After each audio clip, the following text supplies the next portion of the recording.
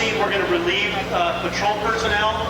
You see we got a couple of our operators that stepped off the rear skids of the vehicle, and they're taking up a further post on the back, and that'll come into play a little later.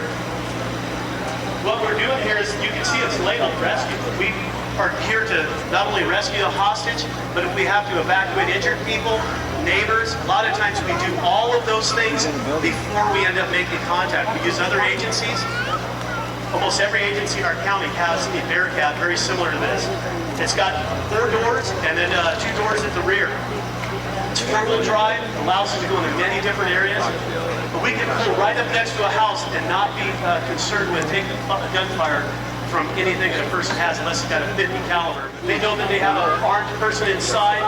They're again going to try to establish communications. They're going to make PA announcements themselves from inside the vehicle. They're going to try a telephone. You can see that the subject up top coming out of the turret, that's one of our operators. He's behind, again, all parts of this thing are have ballistic capabilities and projectiles up to 50 caliber ammunition.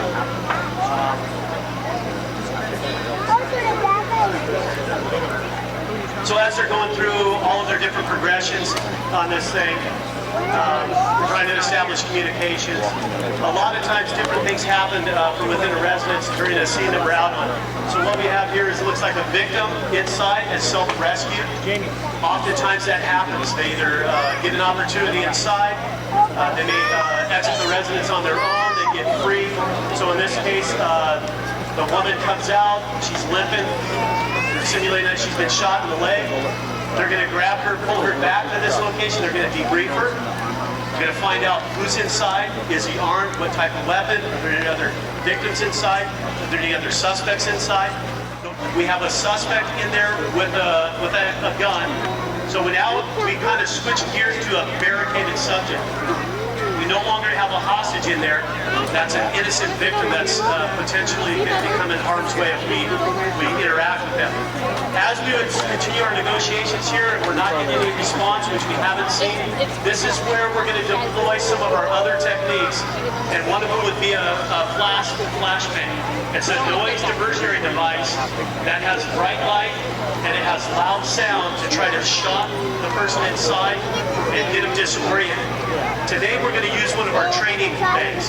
It's still loud, it's not nearly as loud as the ones we use in actual deployments.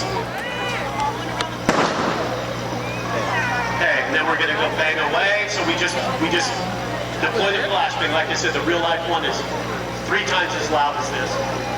Here these guys are wearing, this stuff weighs about 30, 40 pounds, and like I said, a lot of times they're actually on scene. The last one we were out in the Sheriff's Department out in Bonita a couple of weeks ago. They were on scene for 7 hours with all their gear, everything they need.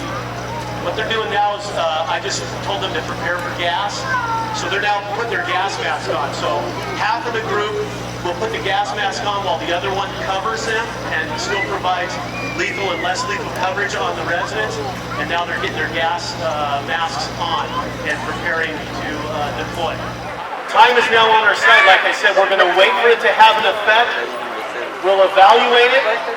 We may add additional gas into the structure. We may change and go to a different type. This is a cold gas.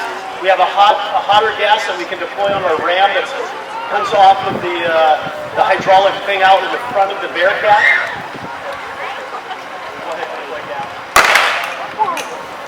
So that's the simulated deployment of gas that would go into that top window there.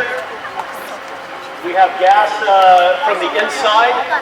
Thanks to our training facility here, is going to be simulated with smoke, so you don't have to worry about being exposed to any of that. So again, we would wait for this gas to take effect, and it does take time, depending on the size of the structure. If we have to introduce additional rounds of gas through it.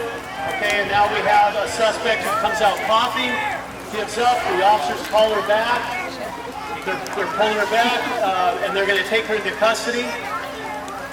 Okay? And we're not done now. We have to go in and make sure that the inside of the structure is safe. There's no additional suspects, no injured victims. Our dog use, I mentioned that dogs weren't susceptible to the gas, and the question was, don't they have higher degree of sensitivity in general for their overall senses? Yeah, that's a true statement, that their senses are much more alerted or heightened for like smell and eyesight, but they have for some reason, they're not affected by gas at all. We train all the time, like I said, we get certified twice a year when we go down.